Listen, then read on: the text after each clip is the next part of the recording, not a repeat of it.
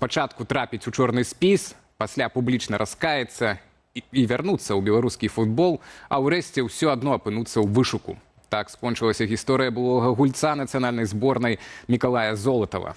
Але гэта толькі адзін прыклад таго, як палітыка пасля 2020 года ўмяшалася ў беларускі спорт. Што за гэтыя 6 гадоў страцілі зборныя і клубы? І ці з'явілася ў Беларусі новае пакаленне спартовых зорак?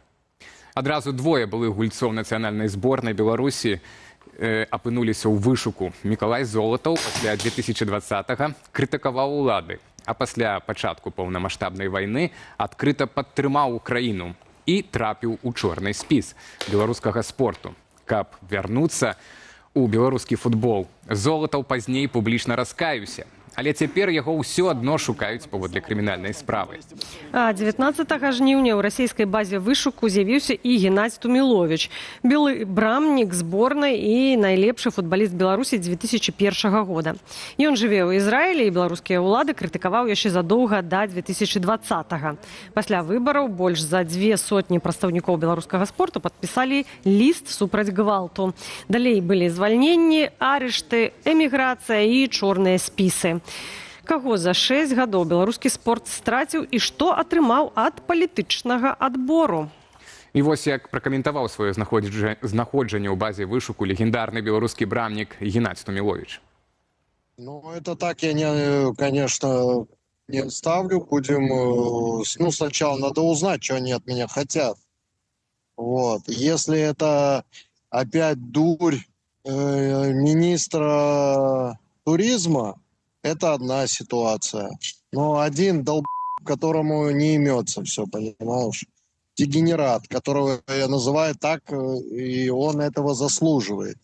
Человек занимается, поставили на эту должность спортом заниматься, а он то с Чукоткой договора подписывает, то черные списки составляет. Если от этого идиота, то в принципе ничего страшного. Короче, что касается меня и моих пошуков, ищите, хлопчики, я у Израиля, у Батьями. Приезжайте, Так, это наш легендарны брамнік нулявых, канца 90-х Геннадзь Туміловіч пра тое, што ён знаходзіцца ў базе вышуку, міжнароднага вышуку. Імаверна, за палітыку такія мы можам зрабіць высновы. Якія высновы зрабіў наш наступны спікер Еўген Вяроўка, кіраўнік футбольнага праекту «Про-трэнінг СВ», ну і былы калега, футбаліст Золатава. Добрый вечер. Вітаем вас. Добрый день. Спадар Еўген, а у вас ёсць разуменне, чаму ў Золатава не атрымалася вярнуцца у афіцыйны спорт, нягледзячы на свае пакаянні? Як это працуе? Ну, насколько я знаю, он до сих пор в спорте, просто играет в Молдове. Ну, я кажу, официальный, так это мы называем, официальный спорт, вот, державный спорт, так. В Беларуси, да. Ну, иногда не хватает покаяльных видео, чтобы тебя вернули. Ну, вот у нас, наших крыніцаў, есть такая версия, что у многих футболистов, которые падтрымалі протесты ў 2020-м, был свой дах над головой. МУС, КДБ ці іншая структура. І от пасля пакаяння менавіта гэты дах дапамагаў вярнуцца футбалістам у афіцыйны спорт, каб іх там крымінальныя справы пазакрывалі. Вось у выпадку Золатава гэты дах нібыта не спрацаваў, працёк. Вось. Наколькі такая сістэма ўвогуле адпавядае таму, што вы ведаеце знутры беларускага футболу? Ці это правдзівая версія, на вашу думку? Насчет Золотова, мне просто кажется, что слишком громко было в плане, когда началась война в Украине, слишком громко он высказался, и это во многих СМИ было опубликовано, и в том числе и в украинских, в российских, поэтому тут, наверное, одним видео там покаянием вряд ли обойдется. Вот. Ну и, наверное, он не настолько ценный для белорусского спорта персонаж, чтобы его возвращать, прощать его за такие действия. Но, насколько я знаю, по поводу крыши от структур, ну, скорее всего, у кого-то просто есть знакомые, да, и которым просто спустили на тормозах какие-то определенные слова. И опять-таки тут все зависело от контекста, насколько громкие эти слова были. Поэтому Кого-то, да, просто закрыли глаза и не продолжают тренироваться, там, играть, либо тренировать, а кому-то не разрешили. Вот и все. Ну да, ну так паказальна, каб ведалі, што такое можа быць, напрыклад, пакаральна.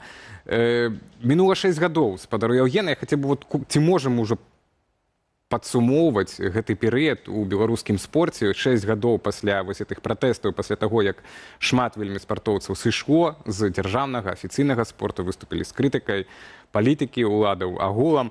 Некаторыя многія павярталіся, але многія не вярнуліся, і тыя ж самыя футбалісты, як Ілья Шкурін, который цяпер паспяхова грае ў той жа Польшчы. Але вось ці за гэтыя 6 год беларуская сістэма выхавала, так, не то што выхавала, выпусціла, скажем так, новыя імёны, новыя зоркі, так? Ці мы можам сказаць, што вось это амаль таталітарная сістэма, да, которая цяпер там савецкая сістэма, ці яна эфектыўная, в прынцыпе, у сучасным свеце? Ці ўсцяж мы пастаўляем, Беларусь пастаўляе новых спартоўцаў, бо вось мы так у рэдакцыі задумаліся, нейкіх такіх імёнаў і не прыгадалі, а ў вас якія ацэнкі? Ну, я где-то здесь соглашусь с Геннадием Тумиловичем, с коллегой своим. Знаю его хорошо, он всегда достаточно красноречив был и говорил правду, даже пусть она была какая-то слишком острая. Я соглашусь с тем, что министр спорта и туризма занимается всем чем угодно эти 6 лет, кроме непосредственно спорта, непосредственно футбола. То же самое касается и федерации, поэтому, конечно, ну, никаких новых имен нет и, наверное, в ближайшее время не будет. Какие-то локальные, может быть, успехи, там, 1-2 человека куда-то попадут, но это опять-таки вопреки, если у ребят там родители будут осознанные более, где-то будут помогать им куда-то уезжать в какие-то европейские академии, и таким образом как-то просовываться. Сама система подготовки молодых спортсменов, к сожалению, я про футбол говорю, я не компетентен в других видах спорта, не будет ничего, потому что сама система подготовки, она не изменилась, а только зарегулировалась и ухудшилась. Спадар Яўген, напрыканцы нашай размовы зазначу, што мы запытваліся сёння ў нашых гледачоў, ці заўзееце за спартоўцаў, якія выступаюць пад чырвона-зялёным сцягам. Гэта аднясенне да таго, што спорт па-за палітыкай ці сапраўды можа быць. І 63% адказалі не, і толькі 4% адказалі так, 16% кажуць, маю да такіх спартоўцаў змяшаныя пачуцці, 18% увогуле не заўзятары. Ваш кароткі адказ на гэтае пытанне. Ці вы заўзееце за спартоўцаў пад чырвона-зялёным сцягам? Нет, конечно, нет. Я даже не вижу, за счет чего я там должен за них болеть. Переживаю за Шкурина.